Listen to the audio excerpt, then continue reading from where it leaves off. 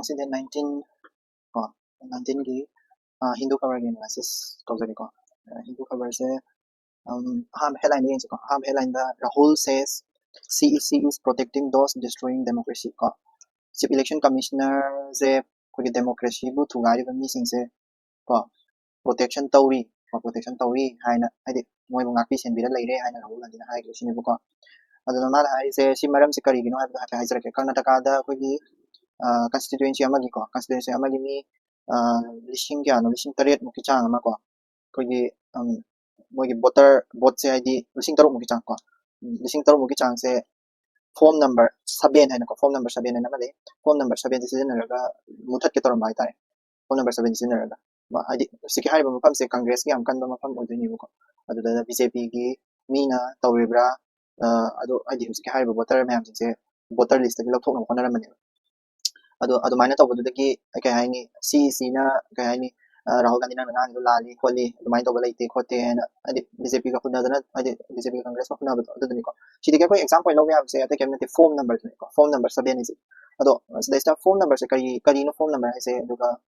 form ꯅꯝꯕꯔꯁꯤꯅ ꯇꯥꯛꯅꯤꯡꯉꯤꯁꯤꯅ ꯀꯔꯤꯅꯣ ꯍꯥꯏꯕꯗꯣ ꯍꯥꯏꯐꯦꯠ ꯑꯩ ꯍꯥꯏꯖꯔꯒꯦꯀꯣ ꯐꯣꯔꯝ ꯅꯝꯕꯔ ꯍꯥꯏꯁꯦ ꯑꯇꯩ ꯀꯩꯝ ꯅꯠꯇꯦ ꯑꯩꯈꯣꯏꯒꯤ RPAꯅ ꯃꯇꯝ ꯑꯩ ꯑꯗꯨꯝ ꯁꯤ RPAꯁꯦ ꯑꯗꯨꯝ ꯍꯥꯏ ꯂꯩꯗꯣꯔꯦꯀꯣ ꯍꯥꯏꯗꯤ ꯔꯤꯄ꯭ꯔꯖꯦꯟꯇꯦꯁꯟ ꯑꯣꯐ ꯄꯤꯄꯜꯁꯦ ꯀꯣ ꯁꯤꯁꯦ UPSC ꯃꯦꯟꯁꯇꯁꯨ ꯑꯗꯒꯤ CDS ꯀꯔꯤ ꯀꯔꯥ ꯑꯦꯛꯖꯥꯝ ꯑꯇꯣꯞꯄꯗꯁꯨ ꯑꯗꯨꯝ ꯍꯪꯅ ꯂꯩꯔꯕꯅꯤꯀꯣ ꯆꯍꯤ ꯈꯨꯗꯤꯡꯒꯤ ꯑꯗꯨꯝ 1951 1950ꯁꯦ RPA representation of people saying ꯑꯁꯤꯒꯤ ꯃꯈꯥꯗ ꯔꯨꯜ ꯑꯃꯈꯛ ꯂꯩꯌꯦꯕꯀꯣ registration of electors rule ꯍꯥꯏꯅ ꯑꯗꯨꯒꯤ ꯃꯈꯥꯗ ꯁꯦꯝꯕ ꯔꯨꯜ ꯑꯃꯈꯛ ꯂꯩ ꯔꯨꯜ ꯍꯥꯏꯁꯦ ꯀꯩꯅꯣ ꯑꯦꯛ ꯑꯃ ꯂꯩ ꯇꯥꯔꯒꯗꯤ ꯑꯦꯛꯇꯨꯕꯨ ꯆꯂꯥꯏꯅꯕ ꯔꯨꯜ ꯁꯦꯝꯕ ꯍꯥꯏꯁꯦ ꯃꯊꯧꯅꯤꯀꯣ ꯑꯗꯨꯒꯤ ꯔꯨꯜꯗꯨꯒꯤ ꯃꯈꯥꯗ ꯏꯌꯦꯕꯀꯣ ꯐꯣꯔꯝ ꯑꯗꯨꯗꯩꯗ ꯐꯣꯔꯝ 5 ꯂꯩ ꯐꯣꯔꯝ ꯅꯝꯕꯔ 6 ꯍꯥꯏꯕ ꯑꯃ 6 ꯁꯤꯅ ꯑꯩꯈꯣꯏꯒꯤ ꯚꯣꯇꯔ ꯂꯤꯁꯇ ꯍꯥꯞꯄꯒꯤꯀꯣ ꯃꯤ ꯚꯣꯇꯔ ꯂꯤꯁꯇ ꯍꯥꯞꯆꯤꯟꯕꯩꯁꯦ ꯑꯗꯒꯤ ꯐꯣꯔꯝ ꯅꯝꯕꯔ 6A ꯅ ꯂꯩꯀꯣ 6A ꯁꯤꯅ ꯚꯣꯇꯔ ꯂꯤꯁꯇ ꯀꯔꯤꯒꯨꯝꯕ NRI ꯅ ꯂꯧꯅꯤ ꯍꯥꯏꯔꯦꯅ ꯈꯜꯂꯁꯤ NRI ꯍꯥꯏꯕꯗꯤ ꯅꯟ ꯔꯦꯁꯤꯗꯦꯟ ꯏꯟꯗꯤꯌꯥꯒꯤ ꯃꯄꯥꯟꯗ ꯂꯩꯕ ꯃꯤꯁꯤꯡꯅ ꯏꯟꯗꯤꯌꯥꯒꯤ ꯃꯄꯥꯟꯗ ꯂꯩꯕ ꯁꯤꯇꯤꯖꯦꯟꯁꯤꯡꯅ ꯚꯣꯇꯔ ꯐꯣꯔꯝꯁꯦ ꯚꯣꯇꯔ ꯐꯣꯔꯝꯁꯦ ꯂꯧꯅꯤꯡꯉꯦ ꯍꯥꯏꯇꯥꯔꯒꯗꯤ ꯁꯤꯁꯦ ꯐꯣꯔꯝ ꯅꯝꯕꯔ 6A ꯁꯤ ꯑꯣꯏꯗꯣꯏꯕꯀꯣ ꯑꯗꯨꯒ ꯐꯣꯔꯝ ꯅꯝꯕꯔ 7ꯗ ꯂꯥꯛꯑꯦ ꯍꯧꯖꯤꯛꯀꯤꯗꯣ ꯗꯤꯂꯦꯁꯟ ꯑꯩꯈꯣꯏꯒꯤ ꯃꯃꯤꯡ ꯂꯧꯊꯣꯛꯄꯒꯨꯝꯕꯀꯣ ꯃꯃꯤꯡ ꯂꯧꯊꯣꯛꯄ ꯍꯥꯏꯁꯦ ꯄꯪꯂꯧꯗ ꯂꯧꯊꯣꯛꯄ ꯌꯥꯗꯦꯀꯣ ꯍꯥꯏꯗꯤ ꯑꯩꯈꯣꯏꯒꯤ ꯂꯧꯊꯣꯛꯀꯦ ꯍꯥꯏꯇꯥꯔꯒꯗꯤ ꯆꯦꯛ ꯂꯥꯛꯀꯅꯤꯀꯣ ꯑꯩꯈꯣꯏꯒꯤꯗ ꯕꯨꯠ ꯂꯦꯚꯦꯜ ꯑꯣꯐꯤꯁꯔ ꯀꯩꯀꯥ ꯂꯩꯀꯣ ꯑꯗꯒꯤ ꯑꯗꯨꯒꯨꯝꯕ ꯃꯌꯥꯝꯁꯤꯡꯗ ꯇꯧꯔꯒ ꯂꯧꯊꯣꯛꯇꯣꯏꯅꯤꯀꯣ ꯍꯥꯏꯗꯤ ꯗꯤꯂꯦꯁꯟ ꯇꯧꯕ ꯍꯥꯏꯁꯦ ꯃꯤꯁꯦ ꯂꯩꯇ꯭ꯔꯦ ꯅꯠꯇ꯭ꯔꯒ ꯀꯩꯅꯣ ꯇꯧꯗ꯭ꯔꯦ ꯁꯤ ꯃꯐꯝꯁꯤꯗ ꯂꯩꯇ꯭ꯔꯦ ꯀꯟꯁꯇꯤꯇꯨꯌꯦꯟꯁꯤ ꯍꯣꯡꯈ꯭ꯔꯦ ꯃꯌꯨꯝ ꯄꯥꯟꯈ꯭ꯔꯦ ꯀꯣ ꯑꯗꯨꯒꯨꯝꯕꯗ ꯂꯧꯊꯣꯛꯅꯕꯅꯦꯕꯀꯣ ꯐꯣꯔꯝ ꯅꯝꯕꯔ 8ꯇ ꯀꯔꯦꯛꯁꯟ ꯍꯥꯏꯗꯤ ꯑꯩꯈꯣꯏꯒꯤ ꯐꯣꯟ ꯅꯝꯕꯔ 8ꯁꯦ ꯁꯤꯖꯤꯟꯅꯔꯒ ꯑꯦꯅꯤ ꯑꯣꯟꯂꯥꯏꯟꯗ ꯑꯗꯨꯝ ꯇꯧꯕ ꯌꯥꯏꯀꯣ ꯐꯣꯟ ꯅꯝꯕꯔ 8ꯁꯦ ꯑꯣꯟꯂꯥꯏꯟꯗ ꯑꯗꯨꯝ ꯍꯥꯏꯗꯤ ꯀꯔꯦꯛꯁꯟ ꯇꯧꯕ ꯌꯥꯏ ꯈꯨꯗꯝ ꯑꯣꯏꯅ ꯑꯩꯒꯤ ꯃꯤꯡꯗ ꯕꯅꯥꯟ ꯂꯥꯜꯂꯦ ꯅꯠꯇ꯭ꯔꯒ ꯑꯦꯗ꯭ꯔꯦꯁ ꯂꯥꯜꯂꯦ ꯀꯣ ꯑꯗꯨꯒꯨꯝꯕꯗꯣ ꯑꯦꯗ꯭ꯔꯦꯁꯀꯤꯗꯤ ꯌꯥꯗꯦ ꯑꯗꯨꯕꯨ ꯑꯩꯈꯣꯏꯒꯤ ꯀꯩ ꯍꯥꯏꯅꯤ ꯑꯇꯣꯞꯄ ꯑꯙꯥꯔ ꯀꯥꯔꯗ ꯍꯥꯞꯆꯤꯟꯕ ꯌꯥꯏꯀꯣ ꯐꯣꯟ ꯅꯝꯕꯔ ꯍꯥꯞꯆꯤꯟꯕ ꯌꯥꯏ ꯑꯙꯥꯔ ꯀꯥꯔꯗ ꯐꯣꯟ ꯅꯝꯕꯔ ꯍꯥꯞꯆꯤꯟ ꯇꯥꯔꯒꯗꯤ ꯑꯩꯈꯣꯏꯒꯤ ꯑꯔꯤꯕ ꯍꯥꯏꯗꯤ ꯏꯂꯦꯛꯇꯣꯔꯦꯜ ꯚꯣꯇꯔ ID ꯀꯥꯔꯗ ꯍꯥꯏꯇꯥꯔꯦꯀꯣ ꯏꯄꯤꯛ ꯀꯥꯔꯗꯇꯣ ꯑꯗꯨꯗꯣ ꯀꯔꯤꯒꯨꯝꯕ ꯃꯥꯡꯈ꯭ꯔꯦꯅ ꯈꯜꯂꯁꯦ ꯑꯩꯈꯣꯏꯅ ꯑꯣꯟꯂꯥꯏꯟꯗꯒꯤ ꯑꯗꯨꯝ ꯗꯥꯎꯟꯂꯣꯗ ꯇꯧꯕ ꯌꯥꯏꯕ ꯀꯔꯤꯒꯨꯝꯕ ꯑꯩꯅ ꯑꯙꯥꯔꯒ ꯐꯣꯟ ꯅꯝꯕꯔꯒꯁꯦ ꯂꯤꯡ ꯇꯧ ꯇꯥꯔꯒꯗꯤꯀꯣ ꯑꯗꯨꯗꯨꯅ ꯑꯙꯥꯔꯒ ꯐꯣꯟ ꯅꯝꯕꯔꯒꯁꯦ ꯂꯤꯡ ꯇꯧꯕꯤꯌꯨ ꯑꯗꯨꯒ ꯏꯄꯤꯛ ꯀꯥꯔꯗꯁꯦ ꯀꯩꯒꯨꯝꯕ ꯃꯥꯡꯈꯤꯕ ꯃꯇꯝꯗ ꯑꯦꯅꯤ ꯇꯥꯏꯝ ꯗꯥꯎꯟꯂꯣꯗ ꯇꯧꯕ ꯌꯥꯕꯅꯤꯀꯣ ꯑꯣꯟꯂꯥꯏꯟꯗꯒꯤ PDF ꯐꯣꯔꯝꯗ ꯑꯗꯒꯤ ꯀꯔꯦꯛꯁꯟ ꯑꯣꯐ ꯏꯟꯇ꯭ꯔꯤꯁ ꯑꯦꯅꯤ ꯄꯄꯥꯒꯤ ꯃꯤꯡ ꯕꯕꯥꯒꯤ ꯃꯤꯡ ꯑꯗꯒꯤ ꯃꯃꯥꯒꯤ ꯃꯤꯡ ꯁꯣꯏꯕ ꯈꯣꯠꯄ ꯂꯣꯏꯅꯃꯛ ꯁꯤꯗ ꯐꯣꯟ ꯅꯝꯕꯔ 8ꯇ ꯀꯔꯦꯛ ꯇꯧꯕ ꯌꯥꯗꯣꯏꯅꯤꯀꯣ ꯑꯗꯨꯒ ꯐꯣꯔꯝ ꯅꯝꯕꯔ 8A ꯀꯣ 8A ꯁꯤꯗꯅ ꯑꯩꯈꯣꯏꯒꯤ ꯃꯥꯒꯤ ꯑꯦꯗ꯭ꯔꯦꯁ ꯆꯦꯟꯖ ꯑꯣꯐ ꯑꯦꯗ꯭ꯔꯦꯁ ꯑꯩꯗꯤ ꯀꯟꯁꯇꯤꯇꯨꯌꯦꯟꯁꯤꯗꯤ ꯆꯞ ꯃꯥꯟꯅꯕ ꯀꯣ ꯀꯟꯁꯇꯤꯇꯨꯌꯦꯟꯁꯤ ꯑꯩꯁꯦ ꯀꯩꯅꯣꯒꯤ ꯈꯨꯔꯥꯏ ꯀꯦꯟꯗ꯭ꯔꯒꯤꯅꯤ ꯍꯥꯏꯔꯦꯅ ꯈꯜꯂꯁꯦ ꯑꯗꯨꯗ ꯈꯨꯔꯥꯏ ꯀꯦꯟꯗ꯭ꯔ ꯃꯅꯨꯡꯁꯤꯗ ꯑꯩꯒꯤ ꯑꯦꯗ꯭ꯔꯦꯁꯁꯦ ꯆꯦꯟꯖ ꯇꯧꯔꯦꯕ ꯑꯗꯨ ꯑꯣꯏꯇꯥꯔꯗꯤ ꯑꯩ ꯑꯦꯗ꯭ꯔꯦꯁꯇꯣ ꯑꯗꯨꯗꯩꯗ ꯆꯦꯟꯖ ꯇꯧꯗꯣꯏꯅꯤꯀꯣ ꯍꯥꯏꯗꯤ ꯑꯦꯗ꯭ꯔꯦꯁ ꯆꯦꯟꯖ ꯇꯧꯕꯒꯤ ꯈꯛꯇꯪꯒꯤ IDꯁꯦ ꯑꯗꯨꯒ ꯍꯥꯏꯗꯤ ꯀꯣ ꯁꯨꯃꯥꯏꯅ ꯂꯩꯀꯣ ꯁꯤꯒꯤ ꯐꯣꯔꯝ ꯄꯨꯝꯅꯃꯛꯁꯦ ꯑꯣꯟꯂꯥꯏꯟꯗ ꯆꯪꯉꯣ ꯏꯂꯦꯛꯇꯣꯔꯦꯜ ID ꯐꯣꯔꯝ ꯍꯥꯏꯗꯤ ꯀꯩꯅꯣꯗ ꯃꯣꯏꯒꯤ ECIꯒꯤ ꯋꯦꯕꯁꯥꯏꯠ ꯑꯃ ꯂꯩꯕꯅꯤ ECI.nic.in ꯍꯥꯏꯕ꯭ꯔꯥ ꯀꯩꯅꯣꯃ ꯑꯗꯨꯗ ꯆꯪꯉꯀꯥꯟꯗ ꯁꯤꯒꯤ ꯑꯩꯈꯣꯏꯒꯤ ꯚꯣꯇꯔ ꯔꯦꯖꯤꯁꯇ꯭ꯔꯦꯁꯟꯒꯤ ꯆꯪꯕ ꯃꯇꯝꯗ ꯁꯤꯁꯤꯡꯁꯦ ꯂꯣꯏꯅ ꯊꯣꯛꯂꯝꯒꯅꯤꯀꯣ phone number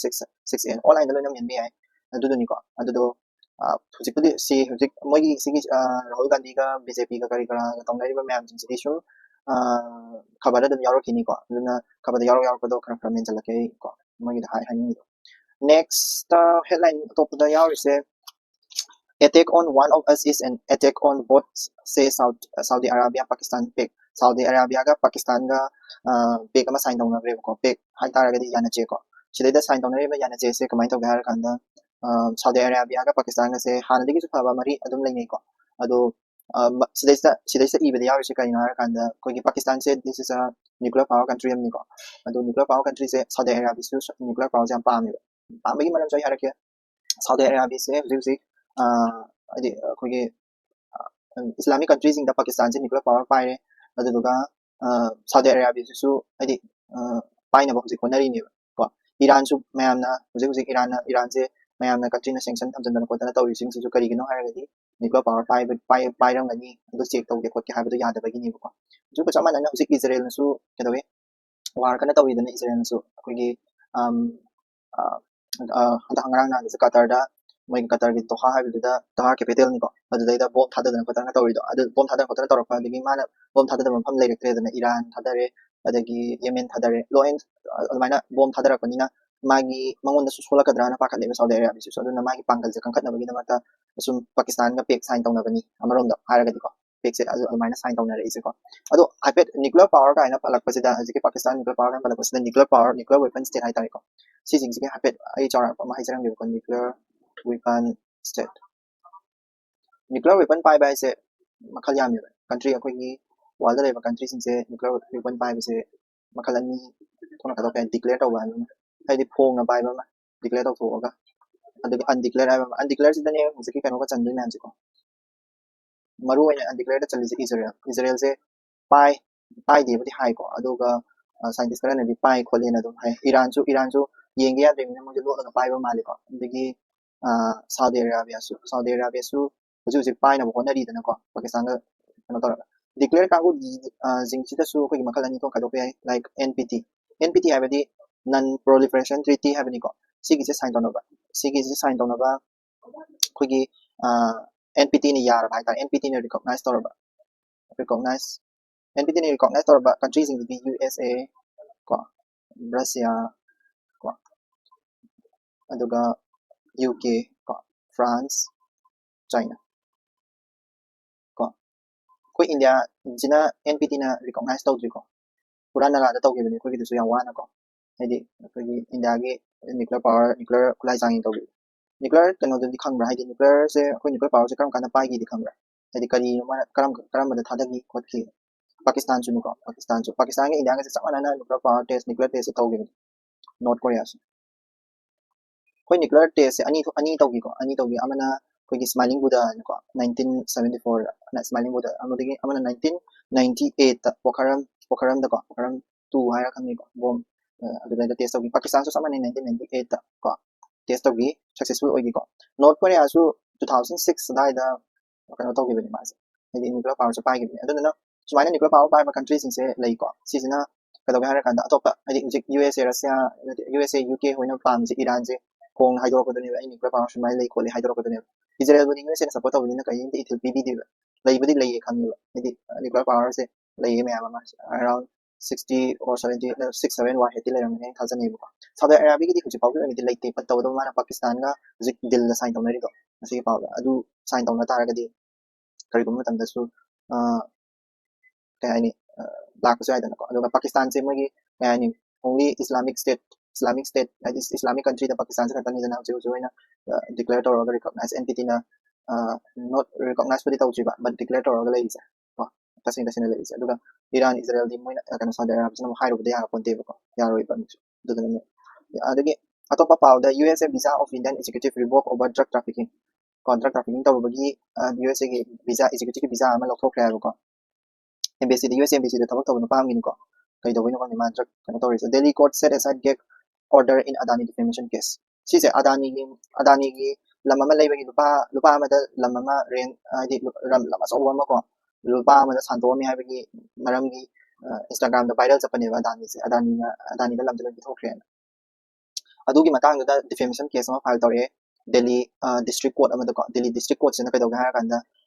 ex party injection na ko ex party injection habadi atopagi wata da bida Adani nangonda defamation tore adu taragadi nangonda defamation tore ba poto defamation tore ba mi do hairon nangi oina right abirage ko right abirage Delhi court sena to bisi ko Delhi district court sena adu nangi oina right abirage se chalo sige Instagram ki nangbu defame tore ba Instagram ki post around 60 mu ko adi drop la theory ga yam yaw bani adu mayam jing do lo ina ma kakhalu bani kakhalu badagi koigi id sidasta mu court amana mu kadawra ke hara kan mathak id koigi kano koigi si se karama court no Delhi ki court amana ꯌꯥꯝ ꯃꯃꯤꯡꯗꯤ ꯄꯟꯗ꯭ꯔꯦ ꯑꯗꯨ ꯗꯦꯜꯂꯤꯒꯤ court ꯍꯥꯏ Delhi court ꯀꯣ ꯗꯦꯜꯂꯤ ꯀꯣꯔꯠꯁꯦ ꯀꯔꯝꯕꯅꯣꯗꯤ ꯈꯪꯗ꯭ꯔꯦ but ꯗꯦꯜꯂꯤꯒꯤ ꯀꯣꯔꯠꯁꯤꯅ ꯀꯩꯗꯧꯒꯦ ꯍꯥꯏꯔꯀꯥꯟꯗ ꯁꯤ ꯂꯋꯔ ꯀꯣꯔꯠ ꯗꯤꯁꯇ꯭ꯔꯤꯛ ꯀꯣꯔꯠꯇꯒꯤ ꯃꯊꯛꯇ ꯑꯣꯏꯗꯣꯏꯅꯤꯀꯣ ꯂꯥꯏꯛ ꯑꯩꯈꯣꯏꯒꯤ ꯃꯦꯖꯤꯁꯇ꯭ꯔꯦꯠ ꯗꯤꯁꯇ꯭ꯔꯤꯛ ꯃꯦꯖꯤꯁꯇ꯭ꯔꯦꯠꯇꯤ ꯑꯣꯏꯔꯔꯣꯏ ꯖꯁ ꯀꯩ ꯍꯥꯏꯗꯣꯏꯅꯣ ꯈꯪꯗꯦ ꯗꯦꯜꯂꯤꯒꯤ ꯍꯥꯏ ꯀꯣꯔꯠꯀꯨꯝꯕꯒꯤ ꯃꯑꯣꯡ ꯑꯣꯏꯗꯣꯏꯅꯤꯀꯣ ꯑꯩꯁꯨ ꯁꯤꯗ ꯊꯦꯡꯅꯗꯣꯏꯅꯤ okay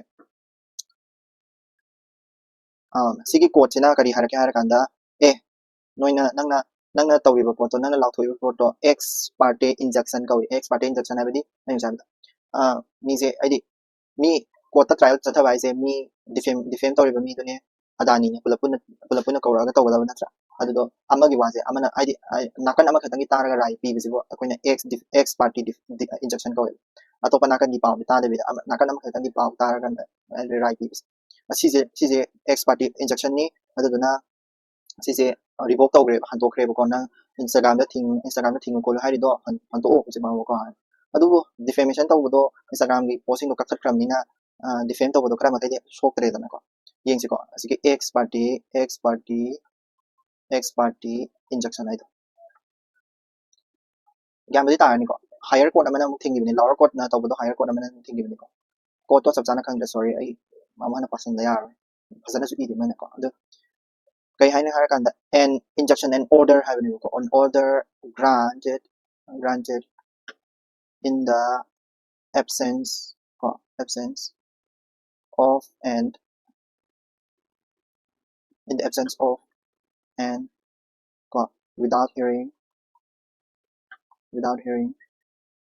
the opposing party sum asise pekhada hangba yaba yadabagi nateko pekhada hangakpa hangakpa but law gi time da hafet khangho sen tawni ko adada moi this principle of natural justice hai tare ko atopagi wata da bida mind tawbase yade natural justice na yade natural justice haram se kaina kanda natural justice haram se kaina kanda kogi natural justice haram me so aina audi alteram partem ko kaino gi tam ngata ko law court gi tam ngata ko sin hai se kaina kanda let the other side be heard ko atopagi side to heard to halwa ai defamation case ne case tawre adu da defamation tawriba mi sing to magi mana ai defamation tawba nate ko te ka haina bagi chance mo pi da bida ekta judgment tawba adu do phatte sine ko adu da chida su ama ga mo so hai ko so the slave haina slave suits slave suit ai se kai na kana slave people pon se kai na kana ko gi strategic lawsuit against public participation sise huji kanu da tawba ne adani na je ke kanu da ade ko gi instagram account block torise instagram account post hai tare post remover ko instagram post removal torise sigi slave suit ne kai na di kai hani ko gi adani gumba company aso wa masina ko gi paisa no sapiraga haidi ma ngonda magi against ngang ka da pot to ngang handa ba adu gumba lawsuit to do slave ko adu sisi slave ni ha direct ko di hai na te but slave ki group ta chalhala ka dore ko sum yeng si ko sigi defamation case adani ki defamation case hayeng kari paw yaw ke khot ke yeng si but sigi hai ba khabar pa ma tan thing na tam jing ni ko asile sai na kano ex party injection natural justice slave suit hai ko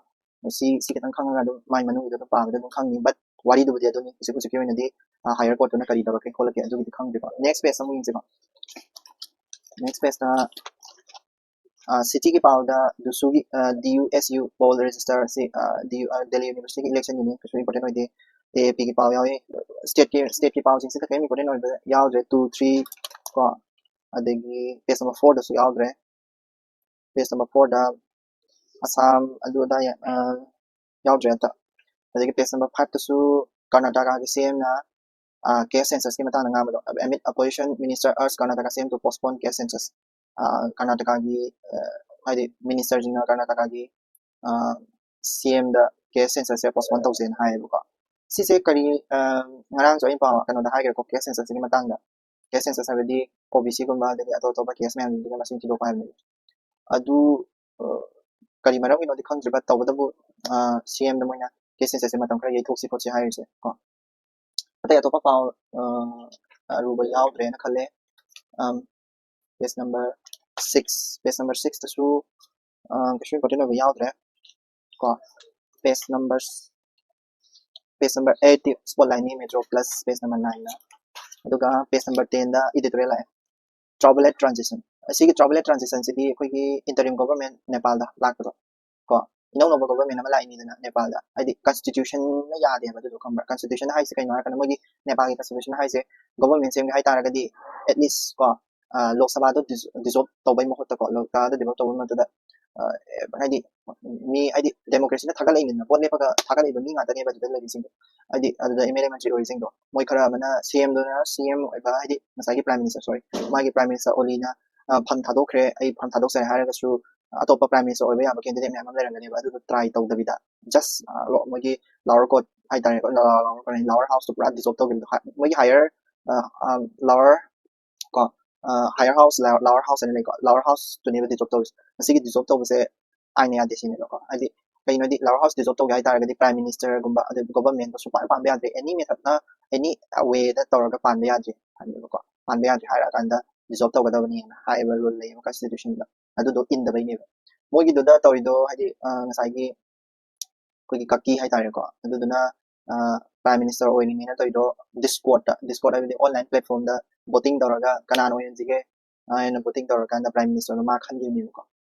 adu duna hadi yamna undemocratic oi ba gen z gi protester na tawba hadi transition oi do ni ba adu duna ni mana sa oli hadi oli ga government na tu matung da pura kano se democracy so pura mang be belu ma mo motor holistic approach next ki pau ko India needs a multi pronged strategy to deal with stubble burning holistic approach ai bi no koi gi maning mamang lo check to bai ta loina ma u ba adu ba stubble burning haura ni ko ai Delhi da pollution kwai wang ma tam se kai no da ni koi gi winter season ni ko winter season da adu na ngarang gi pau do su dum yaw gi ni ka doye koi gi Punjab Haryana adagi Uttar Pradesh sing mafam sidane stubble burning am tourist edi charu banders aduna sigi charu ban taw singara haina do kaino charu ban taw ba farmers sing se criminal ohen sira haibni ko supreme court na so adagi kanona state government na anate kanona union government na adudi yaroi adu mai taw de possible oide ko CAQM na ngara ina ma haigi CAQM commission for air quality management ko adu do di hujiki haiba commission se sida ngasagi kanu do yaudi sine farmer sing do exclude to yaudi aduna farmer sing se criminal act pa project to ba yaro sine ko ngara hage do adai dang ngasagi CAQM do hujiki CAQM do adu dugi matang da ai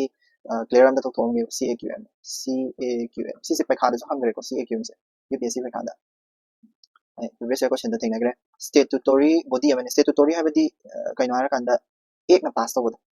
ek amana ma ji masigi commission se form tawna bona ba matamda ya amade ek ama hana pass tawrangani yengji ko statutory body haba statutory body under kari mai ek ama pala ni ko CAQM ek anto sidai da CAQM ek 2021 da ek ama pass tawre sumaina CAQM ek ana ko adu duga CAQM ek sina ek sidagi tawraga semak pa body oidoi ko commission oidoi ne adugi hariba commission se karai da area da work tawga har kana Delhi Punjab ko Haryana Uttar Pradesh ko ado NCR region lon ching ko sa adagi NCR habidi National Capital Region ko coordinate adi moi CAQM se taw se kaino kana state coordination state amaga hadi pollution control gi damakta se amaga moi se wata na ko adagi interstate response ai tare moi puna mag se pulapuna hadi state amaga gi state amana tawra poto hadi response na ko tu kari air pollution se thok na air pollution se handana bagi damakta ko adu ka kadaw har kanda moina magi function se kaino direction issue taw ko issues ko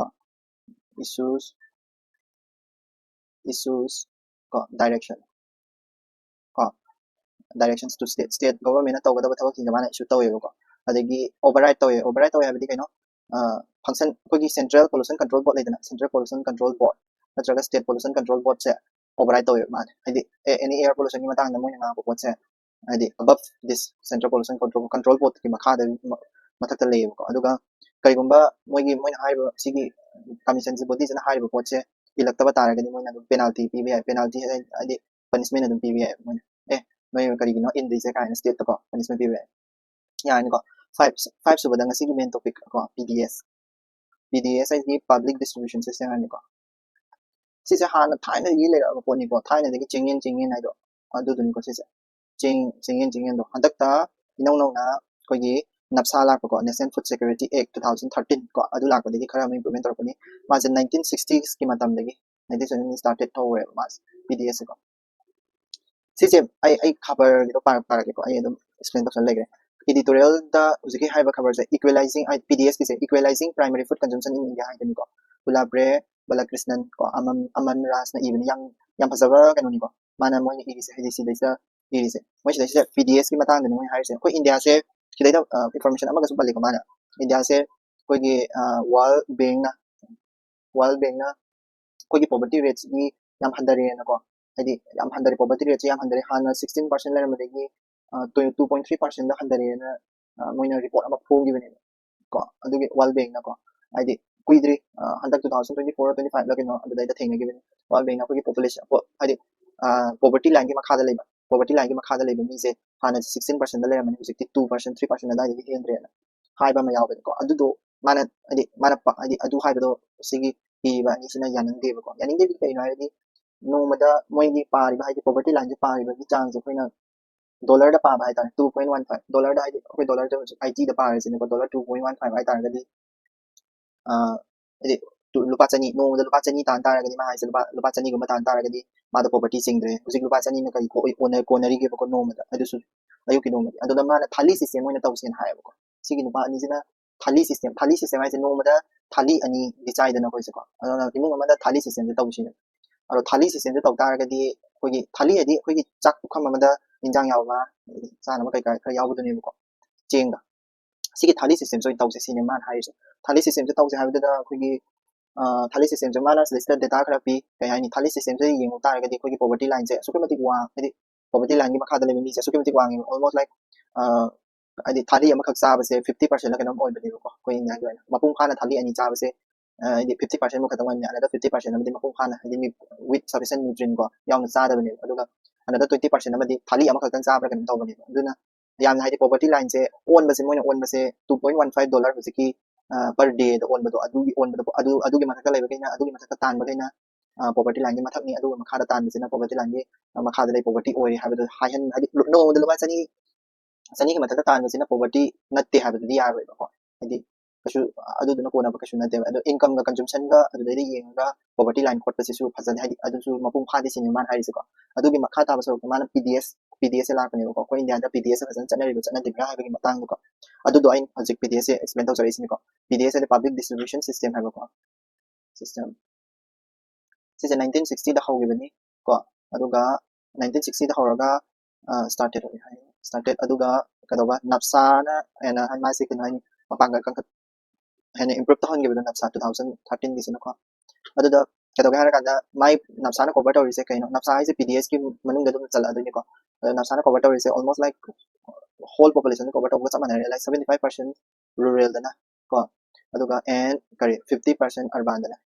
urban की population 50% दी नप्साना cover तौरे अदुगा 75% ना rural 75% the rural population से नप्साना cover तौरे food grain अदुदा पीरिसे क्या क्या हारगदि food grain से rice भी को Cheng भी wait भी को अदगी कोर्स ग्रेन भी केरोसिन मरम पी अदगी केरोसिन करी करा सु मरम पी तौबनी को अदु नप्साददी अदु चिंग दे को अतोपदा चिंग दोने अदु प्राइस तो राइस की 3 kg ni 3 rupees per kg hai tare ko weight kana 2 rupees per kg grain gina 1 rupees per kg wai bani ko aseng bagi price khoi gi kano gi shop to da yorak taragadi khoi gi fair price shop to da yorak pa matam da kya pi no ai bu khangdre ko magi merit se yeng se ko mana sigi articles na hairam ma to magi kana ba tare PDS ki kana ba se cereal hai tare cereal consumption से कोई हाना जी लाइर बसे cereal consumption के सुतारम दे Cheng Chas के संचारम दे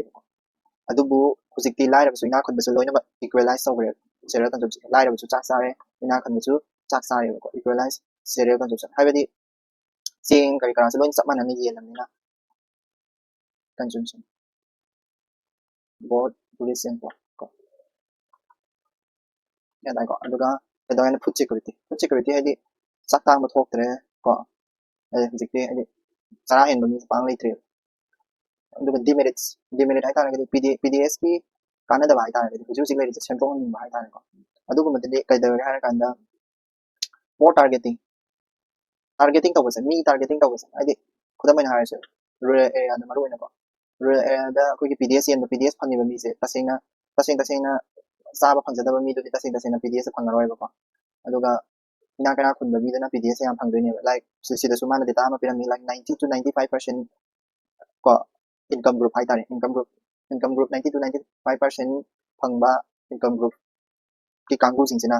haibadi 90 to the income group se 1 da 100% bau leiring kala se mathak ki 90 to 90% income group leiba mathak ki se ko haidi tolo kwai wang ba gina tolo 90 to 95% chaba ko adu bau level se sisina almost yani group get ko 88% ko subsidy se phang dudi yone another 12% subsidy dudi laira bana phang ina kun bana 90 to 95% phangre ina kun ba phangdrasu ya ba mi duna 88% phangre phangmoida phang taseng phangna do ba mi duna kaya haidi 12% kadang phang subsidies moida lo pi ba adigi mo kogi focus ko over emphasis no ba dai ko over emphasis haidi cereals kadang sani na cereals kadang chawa na pi ba ni ko adu su phatte ba balance diet oi de ba du su ko cereals kadang chawa pi ba haidi koina cheng lai ba da kogi yung gi expenditure se koi cheng lai ba se only 10% katane only 10% of household expenditure ko cheng lai ba du sakya changene expenditure goes to cereals lai ba da kogi household expenditure se 10% se katane chalis ado atopa kogi darkar lai ba pochai amam su lai dana ko ado cereal katang pds na pibu se sisu haidi cereal da katang pibu su phajaman de sine ko ineffectiveness hai taragadi haidi unwealthy hai tariko sorry unyielding hai tare haibadi kogi kaino hai tare IT approximately 80 crore beneficiary lay PDS haidi phangi ba mi masin so kematik yam beneficiaries ko phangi ba PDS phangi ba mi 80 crore gi matak lay adi tari yone photo yani yen thokna gi ba matam da mi do yamna phanghawro haibani ko yen thokna gi ba matam photo haidi effective oina yen da photo effective oidre ineffective haidi sida so ko haidi kayani nutritional gap mem am thole akoi sari ba posiga haidi PDS da yele na photo afaba yele adi phaba ko adigi kaino ko mase yaw ge haidi chaka hawai ga chaka katane sida isa koi gi protein gi kari ge atopa pulse ko kari kara green vegetable kari kara amuk yaw de aduna sisu ka haini koi da mangi ai oidoni na cha hadi reforms se proposed reforms ai ko proposed reforms zigi moina hana mani ko sise hadi zigi iri ba ni se hana mani proposed reform to pa ma se mana kai te pa na kan 8 pulses ko hawai koi kan sing su pulsing su hapaning hai ni ko adagi cereal do yam hadani kai na di cereal me am pitok su ineffective oi hang sa ga to hai dan ko cereal se pangpi da pi su ko cereal trim tau sai di han se ko aduga focus on nutritional gain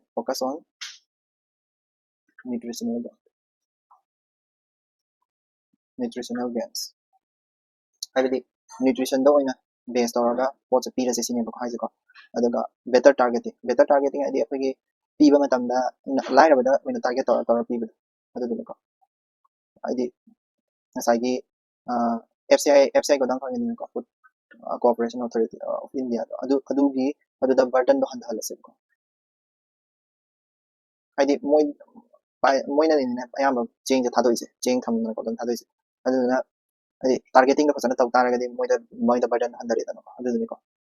sini ko asai mana PDS ki manam iram do adi selection lawyer PDS ki do aduga next editorial da India needs more focus to this SDG 3 ko SDG 3 se health kini ko SDG 3 se health kini adai da yar tisu health to focus tawraga iramani adu yamna fasaba article ni ko 6 सुबदा को 6 सुबदा हाइसे अखोगी माना हाइरा मिसे कइनो sustainable development goal की अखोगी India की performance याम फगदे हाइबो को sustainable development goal की India दा को सिदा health topic one is health and sustainable SDC हाइबो को SDC 3 अखोगी इंडिया की हेल्थ सिगा SDG 3 सिगा हाइदि SDG की परफॉर्मेंस याम फगदे इंडिया से हाइ अखोगी इंडिया की रैंकिंग से 99 सुबर रैंक दा हाइ हेंगत्रे का हाइ माना को ngसागी रिपोर्ट अमा पिथोरपदा SDG रिपोर्ट अमा पिथोरपदा SDG हाइसे सस्टेनेबल डेवलपमेंट गोल हाइनि को SDG की रैंकिंग दा कोइसे इंडिया से कदो हार कांदा रैंक को SDG की इंडेक्स की रैंकिंग हाइ तार को इंडिया रैंक से 99 सुबह तागरे को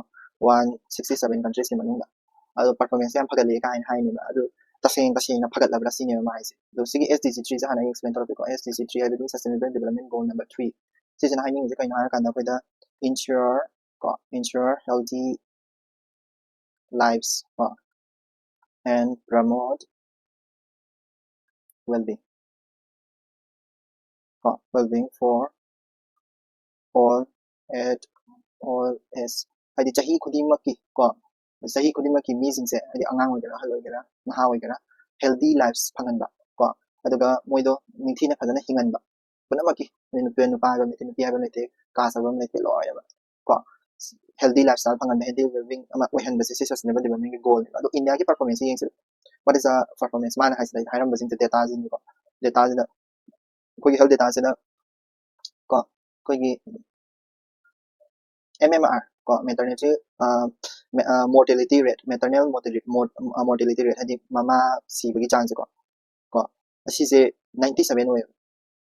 97 ओय अदुबो कोई सिगी 97 हाइसे per 1000 तनी को per 1000 तनी को maternal mortality rate लो 1000 sorry 10000 ओय okay oh minus maybe say okay 1 sorry 1000 100,000 100,000 100,000 होदिबा सिगी 97 दा लेबा कोगी maternity mortality rate हाइ तारे को ममा की सीबगी चांस ममा ngauna बता सीबो अनो तो सीबगी चांस को अदो सीबगी टारगेट हाइ तारे 2030 दा कोगी टारगेट अमा थमेबा कोगी सस्टेनेबल डेवलपमेंट गोल को इंडिया के कोई इंडिया ने गोल से कहीं ना 70 दा पुदर पाहल ने सिस लेस देन 70 दा पुदर पाहल अदो maternity mortality rate से कोगी दी कुछ 97 दा ले या वांग हाइ नि को दा गैप तो याम ले हाइ नि टारगेट 2030 की टारगेट SDG की टारगेट नि को कोइना कोई इंडिया के परफॉर्मेंस तो नि को माना से हारम से को अदगी कोगी कहीं हाइ नि under 5 हाइ तारे चाही मंगा की मखा दा लेबा अंगांग की mortality rate हाइ तारे को mortality rate सिसु याम नेमी बा को 70 दा लेबा 70 पर लाइफ को लाइफ 170 दा याम नेमी को दी तारे गदी हाइदि सीजन क्या दा ले गार कांदा माजे लेस देन 25 हो गदा बदो सॉरी 32 दा हाइदि सीबगी चांस से मी को ट्राई तो सीनी को मी लाख अमली मनुंदा को असेंबगी मी कुन मंगा की मखा दा हंदर हला कदौ ने को अदो याम सी हाइदि मीनिंग दी कइना हार कांदा कोई हेल्थ सेक्टर से फत्रि लाइफ एक्सपेक्टेंसी हाइदि कोइना लाइफ एक्सपेक्टेशन तोबगी चांग हाइदि एवरेज नि को मी ना याबा सीनरी बा सही से 70 दनी सीनरी बट अदो दो कोई हंदा हाइदि कोई लाइफ एक्सपेक्टेंसी से 73.63 दा टारगेट थमने बा जिलेदा 73 सही होम सांग वन से प्रोजेक्ट 70 दा लेरी 2030 की टारगेट नि को 73.63 से सी फंगदबा या वाली को हाइदि 70 दगी हेंगलक से वाई को अदगी हेल्थ एक्सपेंडिचर हाइ तारे अखोगी बिखाव दगी पुथोपा आउट ऑफ पॉकेट को health expenditure कोइना बिखाव दगी पुथोपा हेल्थ की दमक पुथोपा कोई पैसा से कोई कंजम्पशन दगी को कोइना कंजम तौरिबा पोसे दगी कोइना एक्सपेंडिचर ओइना पुथोइ से क्या ना 13% खतने लुपा चामा लेबि मनुंग दाइदो 13 लुपा 13 खतन हेल्थ के पुथोइ अने लुपा 13 से कोई हेल्थ सीजन थोइ पैसा जी याम सीजन रे को 13% सीजन भाइसे याम यामी अदो तसेंबगी दे कोइ हेल्थ याम सीजन द भाइसे कइनो हचांग फना ले भाइ हचांग फत्रि आइने हेल्थ याम कोइना पैसा थादरी अदो अकोइ पामी टारगेट से कइनो 7.8% सीजन बदने पाम 7.8 नचक मन दे हेना ताब अदो 13% हजिक सीजन री बदे तापदि अकोइ हचांग याम फत्रि आइने को इम्यूनाइजेशन एबदी अकोइ एनी डिजीज अमगी कइनो कापबो होइगरा अमबो कापबो होइगरा इम्यूनाइजेशन से 93.23% लेबे तो 2030 के टारगेट से कोई 100% इम्यूनाइजेशन से मी कुनी मा लोइन इम्यूनाइज तो वाइना टारगेट से थमे 2030 बादा but adu hujik akoi 93.23% da leidi aduna ta padi kaino koi health ki sector sida SDG ki goal phanga lobse yam wali habani yam wali rank kudi 99 suba rank ka haigale adu tar da su yam wali sine ma haisi ko sigi matik chaba reason lei ko adi masmaina adi yam wada lei bagi matik chaba reason lei kudamaina aham reason da kaini infrastructure access service adi hospital yam lei taba degi layeng sang yam phajana lei taba leiraga su kaini matik chaba doctor lei taba ko aduguma adegi natra hagana socio economic factor hadi paisa no sa paisa daba ko adegi adugumba hadi aduna maram marakanda natraga lamben thong phajana lei taba degi ko koi ching man lei bagi degi adugumba degi oirasu yai natra hagana cultural barrier kudamai harakanda as nang admai na di mapan thokanu haigumba ko adegi koigi kaino ma pugi ma thongda as madudi aduni haiba ko doctor yengdaba adusu cultural awareness barrier ni ko adugumba reason mayam duna ko helai ne koi approach mana sidai approach hum piram ko three prong approach na three prong approach ai se kaino ahum thongna koi je masi je phana ba changba yai sine ma piram approach hamba approach yeng se ko hamba approach ma ai se curative care hai ko curative care system disease se laina se ko na bani laina se ko han gai ta ga di kamai tawni health insurance fa da pi ba ko mai se health insurance fa pi ba ko adu ta di ko adagi primary health care se improve of high quality hai ko high quality ko primary health care ye si mi jing se high quality ho hen ba quality am ding han ba ko adagi digital health se chokholan ba adi koina laina ma lere ko adu dugi maram da tigat ko ko oigera ama oigera mana so example piram ko lancet digital health commission si je digital health ni ko example ni ko lancet digital health commission ai se kaina ra kana commission ni digital health ki matang dalin kana ba ai mobile phone te so ko gi laina tinai maram san tigat pa yare na jik ko adu gu maram da tigat na ba gi da commission ni ko se magi result pong 3 yeng si ko adu health commission the example na palam da digital health care and also preventive sijina laina da na kan da ni sijina laina na jingai gi prevention ko through education ai lari ka man da lari ka malaga education ko da man har kan da lari ka man se kano curriculum da hapa ko addition to the curriculum habidi kogi lari ka matam da laina tinagi maram jida khangna ba education da hapa food habits adi healthy habits na hai tare ko healthy habits lehan ba hai tare kogi China daga lagi Japan daga tori do adi moi da di laina dina se pakna ba healthy habits se sagna ba angang primary school adi angang oi ngi dum tambi dana ko adagi to sida so hai international practice ai kogi mapalam gi moi na tong dai ba mayam du yeng ba Finland Japan ko adu mai na dagi trip rank approach da so atopa approach sam so lady like kogi multi stake oi ba hai tare kogi kai hai ni multi stakeholder action ni ma khatana tawna tawa like government chu state government chu central government chu panchayat chu adagi PPP model ko adagi any NGOs loi ma kusamna ba hai ko multi stakeholder approach hai ko adi policy maker civil society loi na kujan ba hai policy maker adi ko government ko plus kari civil society me ko loi kujan an du ni ko yare sta ko kano so adi sige article sige hata chara pa makhang ni na ko se sigma approach na sige approach di phadra so ai kon just isana saga chara so ai ko hata pa ngai sida dum yang hawra isana heng pa kham ng saga chara bi ai ko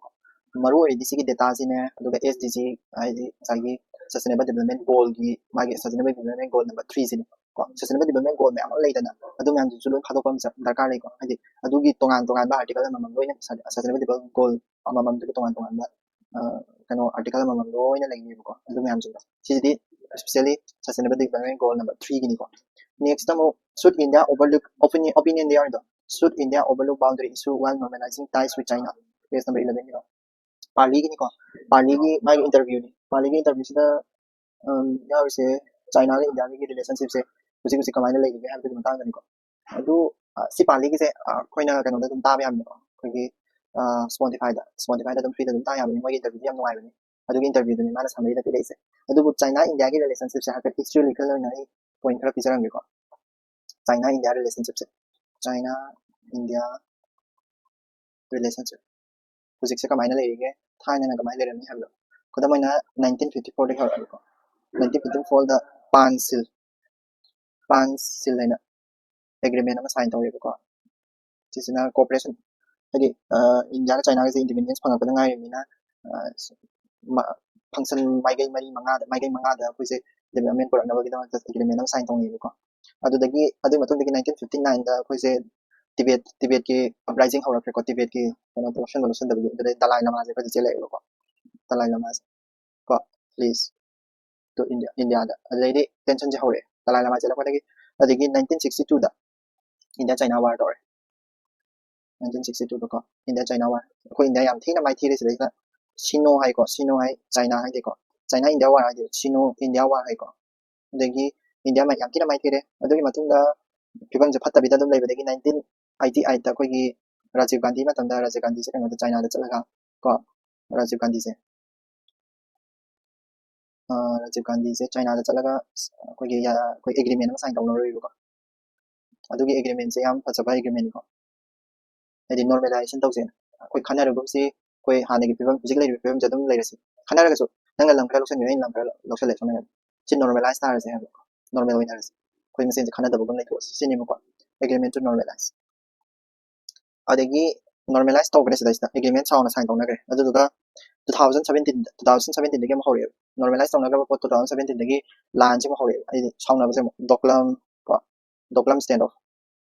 को दोकलम stand of से भूटान ने कनोने China ने India ने अदुगी मफमदा लेबा जगा अमा खंगको सिदा दोकलम स्टैंड ऑफ तौरे सी स्टैंड ऑफ तौबे अमा मा नो मतम नादा लेबो 2020 दा कोगी गुलवान क्लास है कोई गलवान है सो गलवान क्लास लद्दाख तौर मी कुन सीरे कोई इंडियन आर्मी को याम तीन इंडियन आर्मी सोए को अदगी थाजनदब फजन हेनगे हाइदि मदुदा इहान हनबे ब्रिज तौबसे करी सागी राजीव गांधी के 1988 दा साइन तौनगे एग्रीमेंट दो सिगी इज द ब्रिज तौरे को हाइदि थुगाइरे अदुदा 2024 दा अमु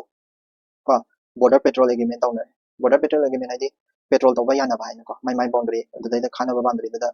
पेट्रोल चना याना भाई लान मीजिंग पेट्रोल चपदो अदु याना भाई अदु इंडिया की वनेदी याम माई पाकमनि को हाना यारम दरनि सिसे अदुगा 2025 दा हुजिक नरेंद्र मोदी होय कन तौरगा हुजिक कना मु फिबम जे फगलक पदो नॉर्मलाइजेशन तौबदो तौर इदन को हुजिक से सि अदुगी पोतुनि को सि हारे इसे सिगी कमा से दैतो उनाबसिदा मोयनी एक्सपर्ट अनि हाइ जेसु अदुनि को एक्सपर्ट अनि हाइ जे एक्सपर्ट अमानदी चाइना जे खोगे परमानेंट एनिमी नि हाइ को अदुगा अमना मो कोई फिबम जे नॉर्मलाइजेशन तौर फिबम से याम फरीनी सि तपना तपना सुम तौरसी कोई इनिमी ने खनबे यारो हाइ को अदुदो कनाना चुमिना कनाना लादिनो अदुगी पाउदो तारगा सागे बो मोना मखोंदो बट तवदबो कोइ खंगदे जे चाइना से पावरफुल याम ओइबा कंट्री म हुजिक ओइबे इंडिया के ओइने इंडिया इंडिया ने याम डिपेंड तौजबो तव कंट्री ओइने आइदि वर्ल्ड पुमनस आइदि 45% ऑफ द ग्लोबल मैन्युफैक्चरिंग जे माना तौइने अदुदा पनबे मतुमिना को हाइदि मैन्युफैक्चरिंग जे ईवी लै को सोलर लै अदु म्याम को अदि कोइ इंडिया नसु यामना एक्सपोर्ट करी करा यामना आइदि इंपोर्ट कोई इंडिया ना चाइना की इंपोर्ट याम तौए सोलर सेल चाइना दे लै सारप ngaतनी को देगी फार्मेसी की प्रोडक्ट में फार्मेसी की हिदाकुली में जो मोदी सारप ngaतनी इलेक्ट्रॉनिक्स आइटम्स में जो चाइना लो बिरक ngaतनी को अदुनी को अदुना खंदबा यादे वखन हाइदि इनेमी नि हायरसु से स्टेप अनि खक लै को करी से बॉर्डर की फिल्म से कोई याना से नॉर्मलाइज एकदम तौरसे बॉर्डर की फिल्म से कोई से खनरगबसे अमा अमा कनो खनरबगी कनो तौरगबसे अदुना ट्रेड तो इनो माइदो चलसे बॉर्डर की प्रॉब्लम से मा एकदम थमग्रसे को बॉर्डर की प्रॉब्लम से प्रॉब्लम अमनी अदुना तोंगाना थमग्रसे ट्रेड तदि कोई मसेन फजना ट्रेडिंग तौनसे सिने हंदकसु चाइना दा सांघाई कोऑपरेटिव ऑर्गेनाइजेशन की मोय मीटिंग उनब चपना फ्लाइट यानग्रेदना को फ्लाइट डायरेक्ट फ्लाइट तो अदगी वीजा भी यानग्रे मोइन तौग्रेदना को अदुना अदुदो ओइन माइके दो चलसी हाइबो को अदि ट्रेडिंग तौदगुंबा अदुगुंबा बॉर्डर इशू से इशू दना इशू अमा तो थमगा मदुना इफेक्ट होलगम जिसिन नत्रे हारगना बॉर्डर इशू ने इंपोर्टेंट ओइन खल्लगा बॉर्डर इशू जाना लोशन जिसिन वरी सना तो अदुमाइन तौरगदि करम स्टेप से पाइखकन हाइदो हाइदि वखन दो खन्ना बाई वारी को सिगी मीटिंग मोय डिस्कशन देना तौरिसा अदु आगी वाखनदि जस्ट ट्रेडिंग तौदना हुजिकी ओइनदि याम फानि खनि आदि ग्लोबल स्ट्रेटेजिक व्यू पॉइंट येंग तारगदि हुजिकी इंडिया से पूरा मी खुदिमक लोइना खना होबगी टाइप तौले हुजिक यूएस ने जुम थोपिरे अदि चाइना ना मो लाना तो सलता तारगदि कोइ इंडिया जि पूरा बेरा कान तुगी को यामना कनो तौबा हाइदि यामना निक लाव सिचुएशन अमदा लेइ को इंडिया से अतोपा पाव ले नोटबुक तो याने why India condemn Doha strike season ko Doha strike Doha haibati ngasai Qatar gi kano do capital do Qatar haise akoi India masa yam lei ko aduduna su India na Qatar support tawne ko Israel da Israel na bom thada ba yan no ko ini ko aduduna Qatar se akoi yana lu na tina ba mari ni India gi diaspora da su hadi India gi mi myam se su Qatar da yam lei ko adugi ni mana Doha strike se condemn tawise ngarang jo haidana ko ꯍꯥꯏꯗꯤ ꯁꯤꯒꯤ ꯀꯇꯔꯅ ꯍꯧꯖꯤꯛ ꯇꯧꯗꯣꯏꯁꯦ ꯑꯩꯈꯣꯏꯒꯤ ICC ꯉꯔꯥꯡꯗꯁꯨ ꯑꯩꯅ mention ꯇꯧꯖꯈꯤꯕꯗꯣ ICC ꯀꯣ international criminal ꯀꯣꯔꯠꯇꯣ ꯑꯗꯨꯗꯩꯗ ꯆꯦ ꯊꯥꯡꯒꯠꯇꯣꯔꯤꯕꯀꯣ ꯍꯥꯏꯗꯤ ꯀꯩꯅꯣ ꯏꯖꯔꯦꯜꯅ ꯍꯧꯔꯨꯕ ꯇꯧꯗꯅ ꯕꯣꯝ ꯊꯥꯗꯔꯛꯑꯦ ꯍꯥꯏꯅꯀꯣ ꯑꯗꯨꯗꯨꯅ ꯑꯗꯨꯒꯗꯣ ꯁꯞꯄꯣꯔꯠ ꯇꯧꯋꯦꯕꯀꯣ ꯑꯩꯈꯣꯏ ꯏꯟꯗꯤꯌꯥꯅꯀꯣ ꯑꯗꯨꯗꯨꯅꯤ ꯀꯇꯔꯒ ꯑꯩꯈꯣꯏꯒ ꯏꯟꯗꯤꯌꯥꯒ ꯂꯩꯅꯕ ꯃꯔꯤꯗꯨꯒꯤ ꯃꯇꯥꯡꯗꯅꯤ ꯀꯥ ꯍꯦꯟꯅꯕꯨꯗꯤ ꯏꯝꯄꯣꯔꯇꯦꯟ ꯑꯣꯏꯗꯦ ꯕꯠ ꯄꯥꯕ ꯑꯗꯨꯝ ꯌꯥꯏ Why are Maharashtra onion farmer protesting ꯀꯣ ꯁꯤꯒꯤꯁꯤꯅ ꯇꯦꯛꯁ ꯑꯦꯟ ꯀꯟꯇꯦꯛꯁꯀꯤ ꯄꯦꯖ ꯅꯝꯕꯔ 12ꯀꯤ ꯑꯔꯣꯏꯕ ꯁꯔꯨꯛ ꯌꯥꯎꯕꯗꯅꯤꯀꯣ ꯃꯍꯥꯔꯥꯁꯇ꯭ꯔꯒꯤ ꯑꯣꯅꯤꯌꯟ ꯐꯥꯔꯃꯔꯁꯤꯡꯁꯦ ꯍꯧꯖꯤꯛ ꯄ꯭ꯔꯣꯇꯦꯁ ꯀꯟꯅ ꯇꯧꯔꯤ ꯍꯥꯏꯗꯤ ꯃꯣꯏꯗ ꯄ꯭ꯔꯣꯇꯦꯁ ꯇꯧꯕꯒꯤ ꯃꯔꯝꯁꯦ ꯑꯩ ꯍꯥꯏꯔꯛꯀꯦꯕꯀꯣ ꯃꯍꯥꯔꯥꯁꯇ꯭ꯔꯒꯤ ꯑꯣꯅꯤꯌꯟꯒꯤ ꯄ꯭ꯔꯥꯏꯁꯁꯦ ꯃꯣꯏꯗꯒꯤ ꯂꯩꯕꯤꯈꯤꯕꯁꯦ ꯑꯩꯈꯣꯏꯒꯤ ꯀꯩ ꯍꯥꯏꯅꯤ ꯑꯦꯔꯥꯎꯟ 8,000 ꯍꯥꯏꯇꯥꯔꯦ 800 to 1,000ꯒꯤ ꯆꯥꯡꯗ ꯂꯩꯌꯦꯕ ꯑꯣꯅꯤꯌꯟꯁꯦ ꯀꯣ ꯕꯠ ꯀꯩ ꯍꯥꯏꯅꯤ ꯄ꯭ꯔꯗꯛꯁꯟ ꯄ꯭ꯔꯥꯏꯁ ꯍꯥꯏꯇꯥꯔꯦ ꯄ꯭ꯔꯗꯛꯁꯟ ꯄ꯭ꯔꯥꯏꯁ ꯃꯥꯅ ꯄꯨꯊꯣꯛꯄꯗ ꯆꯪꯕ ꯄ꯭ꯔꯥꯏꯁꯁꯤꯗꯤ 2,000ꯗ ꯌꯣꯟꯕ ꯃꯇꯝꯗ ꯁꯤꯁꯤ ꯌꯣꯜꯂꯦꯕ ꯁꯦꯂꯤꯡ ꯄ꯭ꯔꯥꯏꯁꯇꯨꯅꯦꯕꯁꯦ ꯑꯗꯨꯒ ꯄ꯭ꯔꯗꯛꯁꯟ ꯄ꯭ꯔꯥꯏꯁ ꯍꯥꯏꯗꯤ ꯄ꯭ꯔꯗꯛꯁꯟꯗ ꯆꯪꯕ ꯄ꯭ꯔꯥꯏꯁꯁꯤꯅ 2,200ꯗ ꯄ꯭ꯔꯗꯛꯁꯟ ꯇꯧꯔꯦ ꯑꯗꯨ ꯑꯣꯏꯇꯥꯔꯒꯗꯤ ꯑꯣꯅꯤꯌꯟ ꯐꯥꯔꯃꯔꯁꯤꯡꯅ ꯁꯥꯎꯔꯛꯄ ꯃꯁꯥꯅ ꯇꯥꯕꯅꯤ ꯅꯠꯇ꯭ꯔꯥ ꯍꯥꯏꯗꯤ ꯂꯩꯕꯤꯔꯤꯕ ꯃꯤ ꯀꯝꯄꯦꯅꯤꯗꯨꯅ minimum price ꯂꯩꯔꯤꯅꯦꯅ 800 to 1,000ꯗ ꯂꯩ ꯇꯥꯔꯒꯗꯤ ꯐꯥꯔꯃꯔꯁꯤꯡꯗꯨꯗꯤ ꯂꯣꯏꯅ ꯀꯣ page number 13ꯗ how the DeepSeek R1 AI model was taught to teach itself to reason ꯀꯣ ꯀꯩꯁꯨ ꯏꯝꯄꯣꯔꯇꯦꯟ ꯑꯣꯏꯗꯦ ꯌꯥꯝꯅ ꯇꯦꯛꯅꯤꯀꯦꯜ ꯑꯣꯏꯁꯟꯈ꯭ꯔꯦ ꯁꯥꯏꯟꯁꯀꯤ ꯔꯣꯝꯗ ꯌꯥꯝ ꯆꯪꯁꯤꯟꯈ꯭ꯔꯦ ꯑꯗꯨ ꯄꯥꯒꯦ ꯍꯥꯏꯔꯒꯗꯤ ꯄꯥꯎ AIꯒꯤ ꯃꯔꯝꯗ DeepSeekꯀꯤ ꯃꯔꯝꯗ ꯌꯥꯝ ꯈꯪꯅꯤꯡ ꯇꯥꯔꯒꯗꯤ ꯑꯗꯒꯤ ꯑꯇꯣꯞꯄ ꯄꯥꯎ ꯏꯝꯄꯣꯔꯇꯦꯟ ꯑꯣꯏꯕ ꯌꯥꯎꯗ꯭ꯔꯦ ꯉꯁꯥꯏꯒꯤ ꯆꯞ ꯃꯥꯟꯅꯔꯦ page number 14ꯗ India studying defense part ꯉꯁꯥꯏ ꯁꯥꯎꯗꯤ ꯑꯔꯥꯕꯤꯌꯥꯒ ꯄꯥꯀꯤꯁꯇꯥꯟꯒ ꯋꯥꯔꯤ ꯁꯥꯟꯅꯈꯤꯕꯗꯨꯅꯤꯀꯣ ꯑꯗꯨꯗꯨꯃ ꯌꯥꯔꯦ ꯑꯗꯨꯒ ꯁꯤꯗꯩꯁꯤꯗ I believe in true secularism ꯁꯤꯒꯤ page 14ꯒꯤ ꯃꯌꯥꯏꯗ ꯌꯥꯎꯔꯤꯕ CGI ꯑꯅꯧꯕ ꯈꯟꯕꯗꯨꯅꯤꯀꯣ CGI ꯑꯅꯧꯕ ꯈꯟꯕ ꯑꯩꯈꯣꯏꯒꯤ ꯏꯟꯗꯤꯌꯥꯒꯤ ꯒꯕꯜ ꯀꯣ BR ꯒꯕꯜ ꯍꯥꯏꯗꯣ BR ꯒꯕꯜ ꯍꯥꯏꯔꯤꯕ ꯅꯨꯄꯥꯁꯦ ꯃꯥꯅ ꯀꯩꯅꯣꯗ ꯀꯣꯔꯠꯇ ꯑꯩꯈꯣꯏꯒꯤ ꯀꯩꯅꯣ ꯑꯃ ꯄꯤꯇꯤꯁꯟ ꯑꯃꯒꯤ ꯔꯥꯏ ꯇꯥꯔꯤꯉꯩꯗꯀꯣ mana wa mu phongdo eba khamna haidi khujura ho haina akhoi temple group ama leitra monument group ama jabari temple sida su pandani ko adugi temple da Lord Vishnu gi lat pane Lord Vishnu gi lat pagi maram sida Lord Vishnu gi management je kari kana tawbagi matang da tharak pa case ni ko mana rai ta du se sidi ta ba sida mana yamna phajada ba wa phongdo bai tare and nangi adugi management de akhoi court ki mathau nate